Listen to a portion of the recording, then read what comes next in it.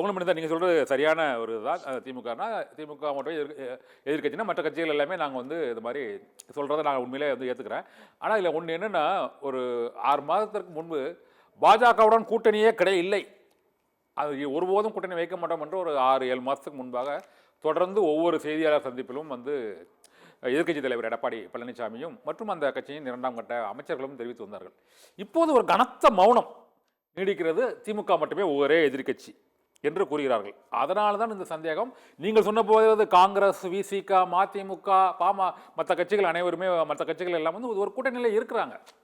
பாமக வந்து தேசிய ஜனநாயக பாஜக கூட்டணியில் இருக்குது, திமுக கூட்டணியில் மற்ற கட்சிகள் இருக்குது. அந்த கட்சிகள்ல இருந்து வேற யாரும் வருவாங்களா அப்படிங்கிறது வேற. அதனால தான் இந்த கேள்வியை கேட்டேன். இல்ல சார், ஒரு நிமிஷம். அதாவதுங்க, திரு மோடி அவர்களை பிரதமர் வேட்பாளராக பாரதிய ஜனதா கட்சியினுடைய தேசிய நாடாளுமன்ற குழு அறிவித்த பிறகு தமிழ்நாட்டில் புரட்சி தலைவர் அம்மார்களோ மற்ற அதிமுக தலைவர்களோ வரவேற்றான பாருங்க. முதல் வரவேற்பு கொடுத்தவர் திரு கருணாநிதி. அவர் சொன்ன வார்த்தை, மோடி நல்ல நண்பர், மிகச்சிறந்த நிர்வாகி, அவருக்கு மிகச்சிறந்த எதிர்காலம் உண்டு என்று பாராட்டியவர், அதை மெச்சியவர் கருணாநிதி. நான் சொல்ல சார், இப்போ புதிய நியூஸ் 18 தொலைக்காட்சியில் பணியாற்றுகிற திரு கார்த்தி செல்வன் எடுத்த பேட்டியில திரு கருணாநிதி சொன்ன பதில் அது. அப்போ என்ன சொல்வீங்க? அரசியல் சூழ்நிலையில ஒரு வார்த்தையை எப்படி பயன்படுத்த வேண்டும், எப்படி பயன்படுத்தக்கூடாது என்பது எதிர்கட்சி தலைவர் 53 ஆண்டு கால அரசியல் அனுபவம் பெற்றவர், அவருக்கு நன்றாக தெரியுங்க. ஆனா ஊடகத்துறை நண்பர்களை திருப்திப்படுத்துவதற்காக எந்த வார்த்தையும் சொல்ல வேண்டிய அவசியம் அதிமுகவுக்கு இல்ல, பாஜக கூட்டணி இல்ல. சொல்லுகிற வார்த்தைகள் அர்த்தம் இருக்கிறது, அதை விரிவாக சொல்ல வேண்டிய அவசியம் இல்லை. பொங்கல் மணி தான் நீங்க கூறிய கருத்துக்களையே இப்ப அதிமுக ஒருங்கிணைப்பு குழுவின் புகழேந்தி அவர்களிடம் வந்து கேட்கலாம். புகழேந்தி சார், வணக்கம் சார். அந்த இணைப்பில் வந்ததற்கு. இந்த இன்று சட்டப்பேரவையில் அந்த நிதிநிலை அறிக்கை மீதான விவாதத்தில் அதிமுகவின் கூட்டணியை எங்கோ இருந்து சிலர் அந்த கூட்டல் கழித்தல் கணக்குகளை அவர்கள் மேற்கொள்கிறார்கள் என்று கூறினார். அதற்கு பொங்கலூர் மணிகண்டன் வந்து கடுமையான ஒரு மறுப்பை வந்து தெரிவித்தார். திமுக மட்டுமே எதிரி என்று கூறியது பாரதிய ஜனதா கட்சியுடன் கூட்டணி என்பதற்கான கருத்து அல்ல, திமுக அதை திசை திருப்புவதற்காகத்தான் இந்த பிரச்சனையை வந்து எழுப்புகிறது என்று அவர் கூறியிருக்கிறார்.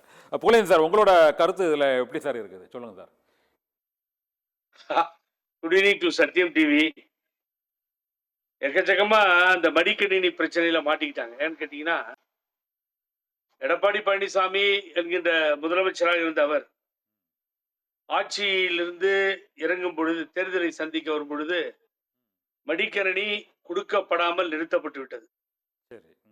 அது பிகாஸ் ஆஃப் இந்த இது வந்தது, கொரோனா வந்தது, ஃபைனான்ஸ், பட்ஜெட் ஏதோ ஒன்று சொல்லலாம். பட் அதையெல்லாம் அவர் கருத்துல வச்சு அந்த கணக்கு இந்த கணக்குன்னு போயிட்டு உங்க கணக்கை வேற யாரோ போட்டுட்டு இருக்காங்கன்னு சொல்றது சட்டமன்றத்தில் சொல்றார். இதுதான் மணிகண்டன் அரசியல் அனுபவம் வாய்ந்தவர் அப்படின்னு நம்ம நண்பர் சொல்லிட்டு இருக்காரு. கூட்டல் கழித்தல் கணக்கை வேறு இடத்துல இருந்து வேறொருவர் போட்டுட்டு இருக்காரு, உங்க கட்சி கணக்க அப்படின்னு. நான் ஒன்று கேட்கிறேன், பொங்கலூர் மணிகண்டன் பதில் சொல்லிட்டோம். அந்த விவாதத்துல ரொம்ப தெளிவா பைனான்ஸ் மினிஸ்டர், நிதி அமைச்சர் அழகா சொல்றாரு, மக்கள் திலகம் எம்ஜிஆர்.